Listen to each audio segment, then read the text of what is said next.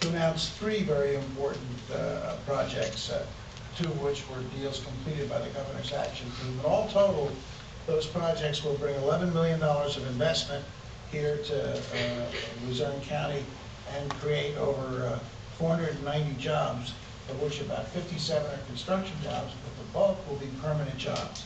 Now, in any economy, over 450 new jobs will be good news. In this economy, it's great news, absolutely great news. And we owe a lot to the companies who have demonstrated their confidence in not only the Commonwealth, but their confidence in the economy. It's my personal belief that so much of what is happening to us is because of perception. And, you know, people who think they can afford to buy a new home and like the idea that they can get an $8,000 tax credit and like the fact that mortgage rates are low, are hesitating because they don't know about the economy. They don't know who's going to be next. Well, things like this and the stimulus program, I was just in Pottsville, where we were able to complete a very important intermodal transportation project to create, right in the middle of downtown Pottsville, a great-looking intermodal center for bus traffic and of all sorts, and a rail spur. That was completed by $5.5 million from the stimulus program. When people start reading about some good news, it can change the whole dynamic, and maybe it pushes that couple over the brink and says, okay, let's buy that house, let's take advantage, let's do it now when rates are low and housing prices are low. And that's exactly what we need to start this comeback. And we do need a comeback, and I'm certain that we will have a comeback. It's just a matter of time. But good news like this is very, very important for citizens to hear. Now, let me talk a little bit about the Misericordia project, and I'm going to bring Mike up to talk about two companies that are making significant investments here in Pennsylvania. This Misericordia project is important for the reasons Karen said. One of the major initiatives of my 6 years as governor has been the impact on healthcare in this colony. And we've done it with the help of my legislative colleagues. We've been able to do it. We've doubled the amount of seniors in the PACE and PACE-NET program, our prescription drug program for seniors, which is the best in the country, far better than Medicare Part B, because there's no donut hole, there's constant coverage. We've been able to cover, as Karen said, by the end of this year, every child in Pennsylvania will have access to health care, either Medicaid or the CHIP program, regardless of what their family's economic strata is. They will have coverage, access to affordable coverage with health care.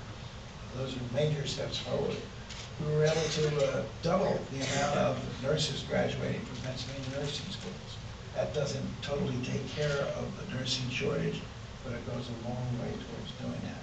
We passed legislation to tremendously increase the scope of practice of not only nurses, but other allied healthcare professionals in the field, which is important in letting them do more things that they were trying to do. It increases access for people to primary health care. We now have nurse-run clinics, some of them in big box drugstores, some of them in big box food stores like Wegmans, and they're cropping up all over the state. And the good news is they're in business till 9 o'clock at night, and they're open on Saturdays and Sundays too. So if you have a dog bite, you don't have to go to an emergency room and get charged 2 or 3 times when you get charged in one of these clinics. So we made progress in so many ways, but we've got to keep expanding our delivery system to increase access and to reduce cost. And the best way to do that is to graduate more allied healthcare professionals. And that's why when President McDowell brought this project to my attention, also the legislators' attention, we were very receptive. He spoke to me just a few months ago, and the good news is we're back at a written check for $2,750,000. Now let me also say that this is in part my decision, but it was money that was recommended by Senator Baker, Senator Musto, and of course Karen herself, and Representative Carroll, Representative Brzezinski. We wouldn't have this program that allows us to do these capital grants without the legislature's willingness to do it. You know, we spend too much time in Harrisburg fighting over partisan issues, but on economic development and the need to invest in our economy's future, I think we all bipartisan way and not surprisingly therefore get things done. So we're glad to be back here, Mr. President, glad to present you with $2.75 million towards this wonderful project, retrofitting this building, putting it back online, being able to teach and train and graduate in our healthcare professions. It's a very, very important project. Before I bring Mike up, I want to say thanks to Biflex, the company that moved up from Tennessee and has demonstrated confidence in not only the Commonwealth, but in this particular area.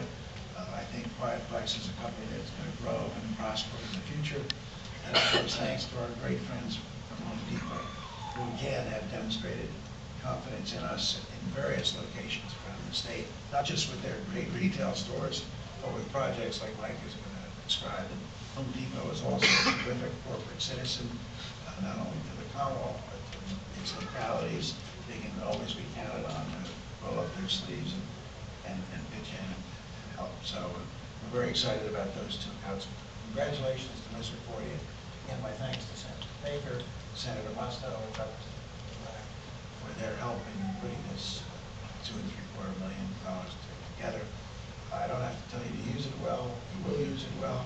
I don't have to worry about it being shovel ready. I can see some of the work already in progress, so it meets a lot of our goals. So with that, I want to turn it over to the head of the Governor's Action Team. That's the group that goes out and finds companies to bring into Pennsylvania, but more importantly, finds companies that want to expand and grow here in Pennsylvania, puts a package